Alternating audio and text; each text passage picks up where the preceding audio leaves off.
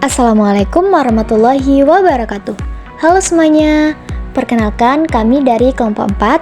Pada video kali ini kami akan membahas mengenai pengertian kewarganegaraan. Selamat menyaksikan. Perkenalkan, nama saya Mila Wilanda. Di sini saya akan menjelaskan mengenai pengertian kewarganegaraan. Nah, yang pertama yaitu ada pemaknaan kewarganegaraan. Kata kewarganegaraan itu sering dipakai untuk menentukan suatu situasi yang sering dianggap hanya sebatas untuk tinggal dan beraktivitas dalam suatu wilayah tersebut. Maka dari itu, dapat disimpulkan bahwa orang yang membayar pajak, mengibarkan bendera nasional, dan menyanyikan lagu kebangsaan itu telah dianggap sebagai warga negara yang baik.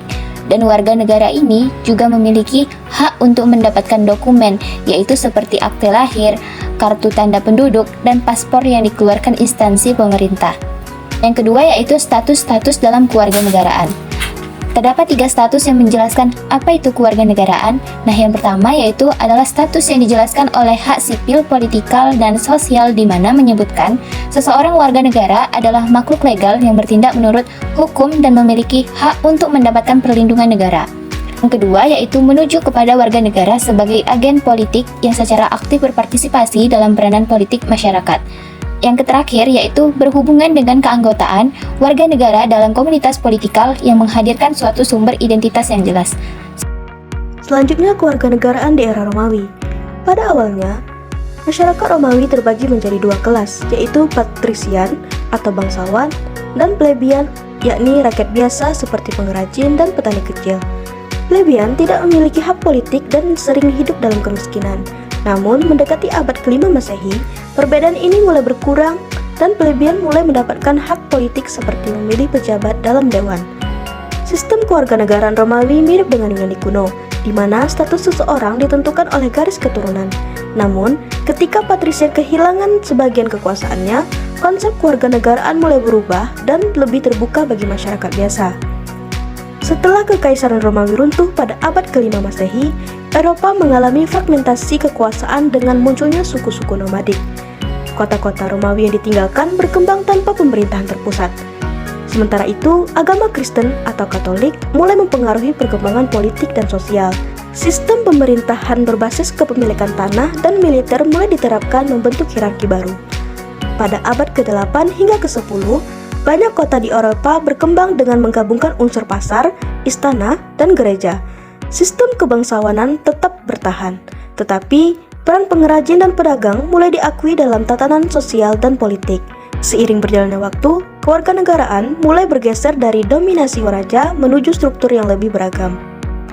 Sejak abad ke-15, wancana politik dan hukum tentang kota-kota telah menyimpulkan bahwa kekuatan perusahaan atau kelompok orang yang tidak ditentukan oleh raja, tidak dilegitimasi atau ilegal. Ini tidak hanya terkait dengan kewajiban individu dan kemandirian, tetapi juga bagian awal dari hukum modern. Wancana politik modern yang mengubah hubungan dalam kaitannya dengan individu dan masyarakat, warga negara dan negara, dengan kata lain hanya 2 negara dan warga negara, yaitu kedaulatan. Kewarganegaraan menjadi banyak hak politik, sipil, dan sosial dan kewajiban dalam kerangka hukum negara. Sejak revolusi Prancis di abad ke-18, kewarganegaraan politik belum secara bijak dijelaskan tanpa melibatkan kewarganegaraan sosial. Baiklah, saya Nurzalika Putri akan menjelaskan materi selanjutnya yaitu tentang model kewarganegaraan. Meskipun secara sejarah kewarganegaraan berkembang dalam tradisi pemikiran barat, namun penyusunan pengertian kewarganegaraan berasal dari seorang sosioekonom Inggris yaitu Thomas Humphrey Marshall pada tahun 1963. Nah, menurut Thomas Humphrey Marshall, model kewarganegaraan itu ada 3, yaitu hak sipil, hak politikal, dan hak sosial. Hak sipil adalah kebebasan dalam berpendapat, berpikir, dan mempercayai, dan berhak atas aset, kontrak, dan juga keadilan. Kemudian yang kedua ada hak politikal, yaitu hak untuk terlibat dalam pengambilan keputusan dan pemilihan publik. Nah, kemudian hak yang ketiga yaitu ada hak sosial, yaitu hak untuk mendapatkan keamanan dan kesejahteraan, di mana warga negara berhak untuk berbagi dalam warisan sosial dan berhak untuk hidup lebih maju sesuai dengan standar di masyarakat. Namun, pengertian dan kategori kewarganegaraan yang diberikan oleh Marshall ini masih dianggap mempunyai beberapa kelemahan, yaitu diantaranya, yang pertama, tidak menjelaskan tentang bagaimana hak kewarganegaraan diperoleh sebagai hasil dari perjuangan kelas. Yang kedua, secara historis kewarganegaraan ini lahir sebagai sebuah jalan yang tidak langsung. Kemudian yang ketiga, fokus pada bentuk ketidakadilan. Nah, yang keempat, berpendapat bahwa hak asasi adalah sesuatu yang revolusioner atau memberikan perubahan. Nah, kemudian kelemahan yang terakhir yaitu mengabaikan bagian kewarganegaraan yang aktif dan pasif. Turner mendefinisikan kewarganegaraan sebagai serangkaian hak dan kewajiban yang memberikan identitas legal formal kepada individu, yang terwujud dalam institusi sosial seperti sistem juri, parlemen, dan negara kesejahteraan. Ia juga membahas perlindungan individu dan kelompok dari dampak negatif pasar dalam masyarakat kapitalis serta isu social exclusion, yakni inklusi dan eksklusi dalam komunitas politik. Ia mengadaptasi model kewarganegaraan T.H. Marshall dengan mencakup hak legal, politik, sosial, dan hak asasi. Menurut Turner, kewarganegaraan berkembang dari negara kota dengan konsep warga, kemudian negara bangsa dengan hak politikal, hingga negara kesejahteraan dengan hak sosial.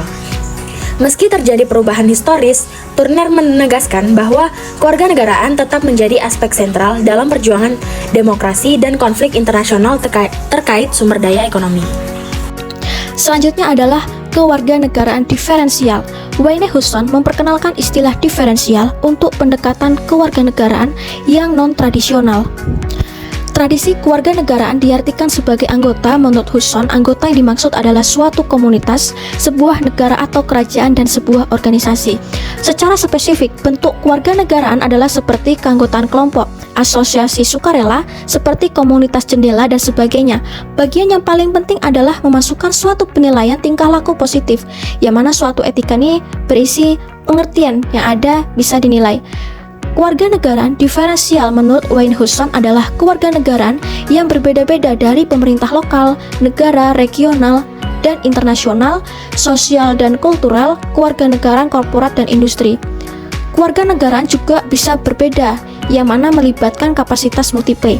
Penggunaan kapasitas sipil tidak masuk ke kewarganegaraan tunggal, contohnya keterkaitan kewarganegaraan yang dimiliki oleh seseorang sebagai anggota dari suatu negara dan bangsa. Baiklah, itu tadi pemaparan materi dari kelompok kami. Semoga apa yang kami sampaikan dapat bermanfaat bagi kita semua. Terima kasih. Wassalamualaikum warahmatullahi wabarakatuh.